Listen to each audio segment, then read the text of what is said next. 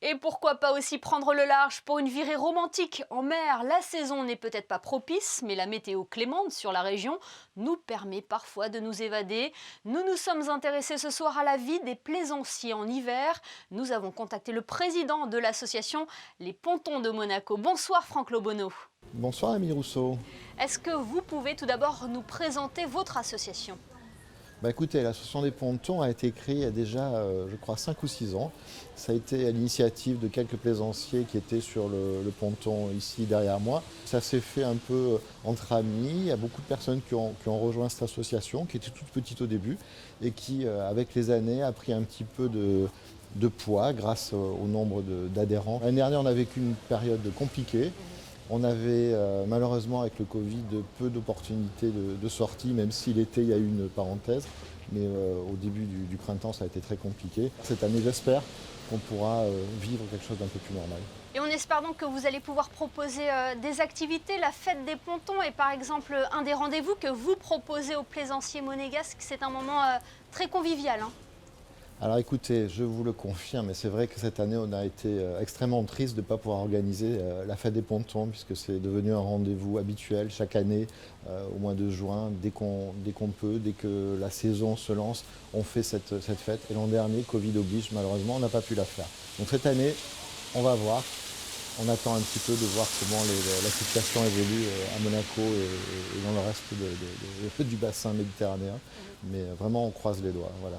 Et puis dans vos différentes activités, vous vous êtes rapproché de la Société d'exploitation des ports de Monaco et de la Direction des affaires maritimes, hein. Donc au début, l'association a été un peu perçue comme un mouvement de contestation. Et moi, très vite, je voulais que ce soit à la fois un mouvement qui était capable, à un moment donné, s'il y avait un problème sur le port, s'il y avait des choses à améliorer, de pouvoir le dire, mais aussi de pouvoir être un interlocuteur régulier des autorités pour pouvoir améliorer le quotidien à la fois de la plaisance, des plaisanciers, et puis on est des acteurs permanents sur le port. Et je crois que ce rôle-là, il est important de pouvoir le partager avec les autorités. On a pu exposer un certain nombre d'attentes de la part des plaisanciers. Il y avait des problèmes notamment tout simple de poubelles. Il n'y a pas de poubelle à la sortie des pontons, c'était dommage. Ça fait longtemps qu'on le demandait, on nous disait que ce n'était pas possible. Et au fur et à mesure des choses, on s'aperçoit aujourd'hui qu'on a enfin des poubelles à la sortie des pontons. C'est des petites choses. La sécurité, c'est un problème qui est récurrent sur les pontons. Il y a une attente de la part des plaisanciers. Là-dessus, il y a des discussions.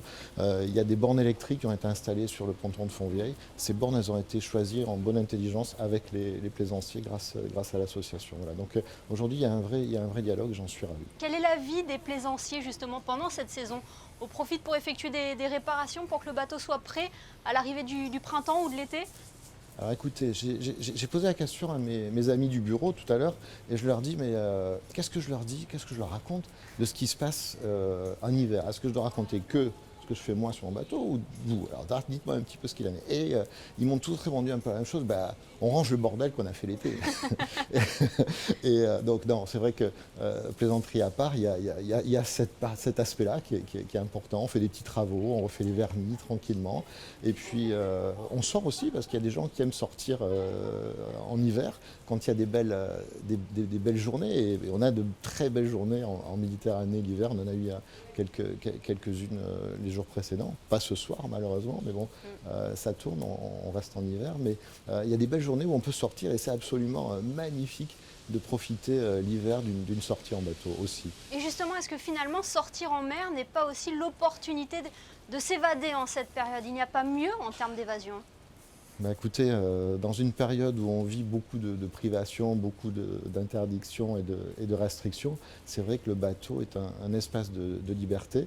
Alors on respecte les horaires du couvre-feu et malgré tout, en hiver, c'est pas très gênant en bateau. Donc vous pouvez sortir la journée, respirer. Vous êtes en général pas nombreux sur un bateau.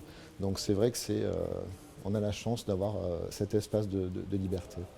Merci Franck Lobonneau d'avoir été avec nous ce soir et puis longue vie à l'association Les Pontons de Monaco.